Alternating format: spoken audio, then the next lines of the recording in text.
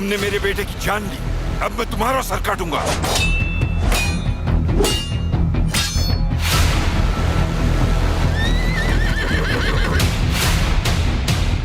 कितनी बार समझाया था। दौलत को मार के तुमने मेरा सारा मंसूबा नाकाम कर दिया। ये तख्त और ये ताज हरगिज न रहता अगर मैं तुम्हारी बर वक्त मदद न करता विक्टोरिया। अब अगर हम इसका इंतकाम न ले सके तो हमारी तलवारें हमारे दिलों में पैवस्त हो जाए। मालिक दौलत, तुम्हारा आसमानों पे जाने का वक्त कहाँ हुआ था मालिक दौलत? आलम इस्लाम में फितना फैला रखा है तुम लोगों ने। अगर गजा पर हमला किया गया तो उसे फातमियों के ऊपर हमला तस्वुर किया जाएगा। चाहे इस्लामी दुनिया के साथ कुछ हो जाए, किसी भी सूरत में हम मुत्तहिद न होंगे कभी।